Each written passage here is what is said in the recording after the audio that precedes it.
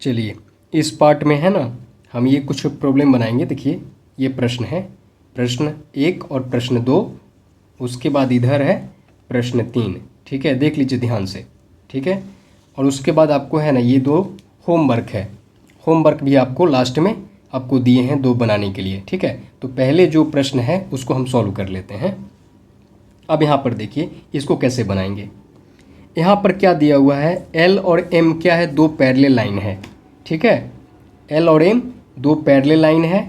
और then find x का हमको वैल्यू निकालना है, इस x का वैल्यू निकालना है। ठीक है, अब यहाँ पर देखिए ये लाइन और ये लाइन क्या है, पैरेलल है। ठीक है, और यहाँ पर देखिए इस दोनों लाइन के अंदर में जितना भी एंगल बनेगा वो सब क्या है, इंटीरियर एंगल कहलाता है। ठीक है, तो ये एंगल देखिए और इधर ये एंगल देखिए, इस दोनों का सम हम जानते हैं 180 डिग्री होता है। आपको पहले ही बताए थे कि जब भी 2 कोई पैरेलल लाइन हो और तीसरा कोई लाइन उसको अगर काटता है उसको हम ट्रांसवर्सल लाइन भी बोलते हैं इस लाइन को, या इसको तिर्यक रेखा भी हिंदी में बोलते हैं। ठीक है, तो अंदर में ये जो 2 एंगल होता है इस दोनों का सम कितना होता है, इस दोनों इंटीरियर एंगल का सम जो होता है 180 डिग्री के बराबर होता है। दोनों को जोड़ेंगे तो 180 डिग्री होगा। और इधर भी अगर 2 एंगल रहेगा तो इस दोनों का सम कितना हो जाएगा, 180 डिग्री होगा। अब यहाँ पर देखिए ये 2 पैरेलल लाइन दिया हुआ है, तो यहाँ पर ये जो लाइन है ना, इस लाइन को हम ट्रांसवर्सल लाइन बना दिए। ठीक है,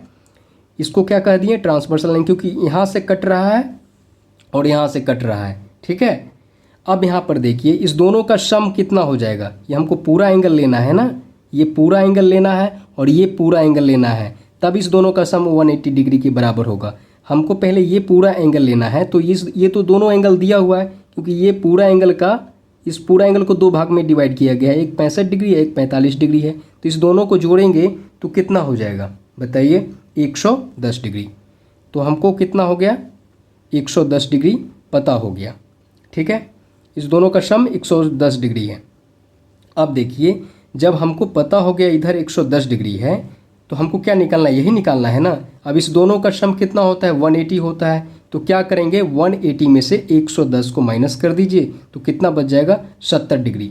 तो ये इसका एंगल कितना निकल गया, इस एंगल का मान 70 डिग्री। अब देखिए 70 डिग्री और यहाँ 110 डिग्री दोनों को जोड़िएगा तो 180 डिग्री आ जाएगा ना। ठीक है, अकॉर्डिंग टू दिस रूल। ठीक है, ध्यान रखिएगा, ये जो है ना हम थ्योरेटिकल पोर्शन में इसको हम क्लियर कर चुके हैं। ठीक है, तो x का वैल्यू निकल गया 70 डिग्री, बहुत आसान था। अब चलिए हम अगला प्रश्न पर चलते हैं। इसमें क्या करना है, यहाँ पर देखिए 2 पैरेलल लाइन दिया हुआ है।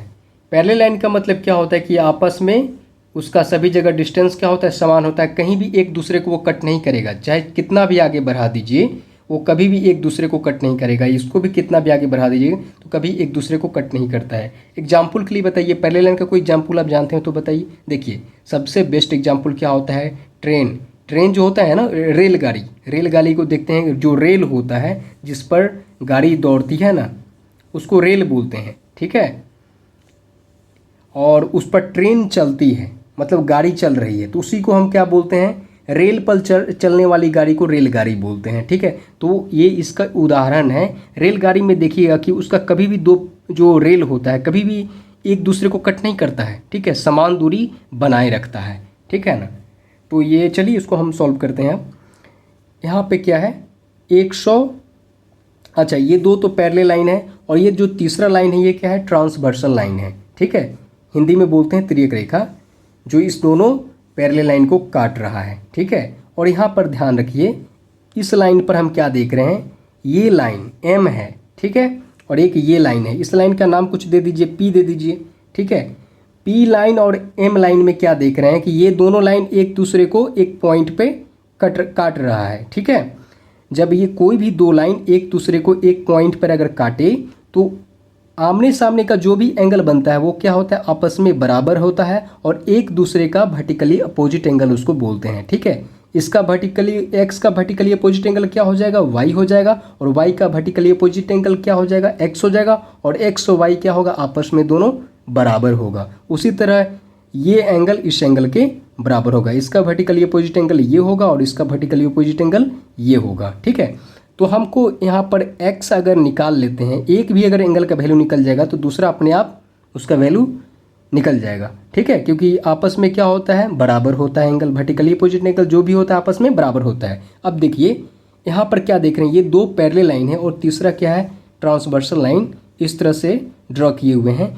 तो यहाँ पर देखिए ये जो दो एंगल बन रहा है ये क्या इंटीरियर एंगल बन रहा है और ट्रांसवर्सल लाइन के एक ही साइड में बन रहा है। ठीक है, तो इस दोनों का सम कितना हो जाएगा, 180 डिग्री हो जाएगा ना। तो जिसमें एक एंगल का हमको वैल्यू पता है 130, तो दूसरा एंगल आराम से निकल जाएगा। क्या करना है, 180 में से 130 को माइनस कर दीजिए तो कितना हो जाएगा, 50 डिग्री। ठीक है, तो x का वैल्यू कितना निकल गया, 50 डिग्री। अब 50 और यहाँ 130 दोनों को जोड़िएगा तो उसका सम कितना हो जाएगा, 180 के बराबर हो जाएगा ना। तो चलिए x का वैल्यू तो निकल गया, अब y का वैल्यू भी कितना हो जाएगा, 50 डिग्री। ठीक है, क्योंकि x का वर्टिकली अपोजिट एंगल क्या होता है, y होता है। ठीक है, तो ये भी क्या हो जाएगा, 50 डिग्री हो जाएगा। और आपस में वर्टिकली अपोजिट एंगल क्या होता है, बराबर होता है, इसलिए यहाँ 50 लिखे। ठीक है, ठीक है, कंसेप्ट क्लियर हो गया ना, ये भी प्रश्न क्लियर हो गया। अब चलिए एक और प्रश्न बचा हुआ है, उसके बाद आप ये होमवर्क बना लीजिएगा। ठीक है, अब यहाँ पर देखते हैं इसको कैसे बनाएंगे। यहाँ पर क्या देख रहे हैं, यहाँ पर देखिए L और M दिया हुआ है, दो पैरेलल लाइन है। ठीक है, यहाँ पर दिया हुआ है ना L M दो पैरेलल लाइन है। देन फाइंड x, x का वैल्यू निकालना है। यहाँ पे x दिया हुआ इसका वैल्यू निकालना है। अब तो ये पता चल गया कि L और M क्या है, पैरेलल लाइन है, पर ये कैसे निकालेंगे। जब इस टाइप का प्रश्न हो ना तो यहाँ पर क्या करना है, ये बीच में जो पॉइंट देख रहे हैं ना, यहाँ पर इस पॉइंट पर एक ऐसा लाइन ड्रॉ करना है जो इस दोनों लाइन के क्या हो, पैरेलल हो। ठीक है, तो ऐसे एक लाइन कंस्ट्रक्ट कर दीजिए ओ के ऊपर। एल एम है, इसका नाम एन दे देते हैं। ठीक है, अब एल एन पर विचार कीजिए, एल पैरेलल एन पर, ये फर्स्ट पार्ट हो गया और ये सेकेंड पार्ट। ठीक है, एल एन पर विचार करेंगे और उसके बाद सेकेंड पार्ट में किस पर विचार करेंगे, एन पैरेलल एम पर। ठीक है, पहले एल पैरेलल एन पर देखते हैं इस दोनों में। यहाँ पर देखिए ये 50 डिग्री है। ठीक है, तो ये पैरेलल लाइन है यहाँ से, है ना। इधर सब भूल जाइए, ये जो देख रहे हैं ना इसको हम भूल जाएंगे, ये इधर पूरा हमको इतना ही पर ध्यान देना है।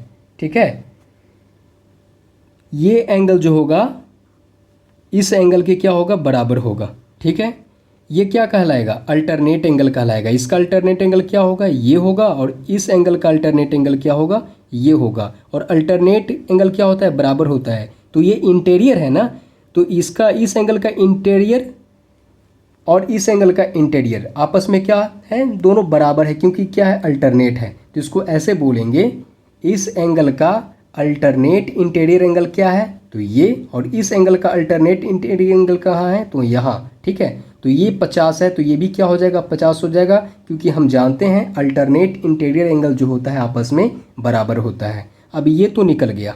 ठीक है, अब हमको इधर निकालना है, ये वाला पार्ट इधर निकाल चुके हैं। अब सेकेंड पार्ट में चलते हैं, इन पैरेलल एम में। ठीक है, यहाँ पर देखिए ये 45 डिग्री दिया हुआ है ना, तो इसका अल्टरनेट इंटीरियर एंगल क्या हो जाएगा, ये हो जाएगा। ठीक है, क्योंकि इंटीरियर जो हम बोल रहे हैं इस दोनों लाइन के अंदर में एंगल है, इसलिए हम बोल रहे हैं इसको इंटीरियर। ठीक है, और चूंकि अल्टरनेट हमको देखना है, इसका अल्टरनेट एंगल यहाँ है, क्योंकि हमको इसी साइड में एंगल निकालना है।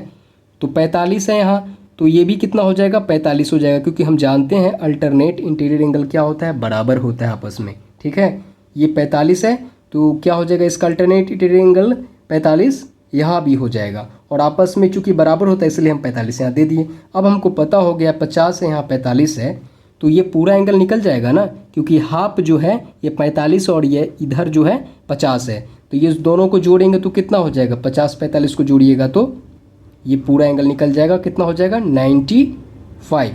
ठीक है, तो ये एंगल मेरा निकल गया 95।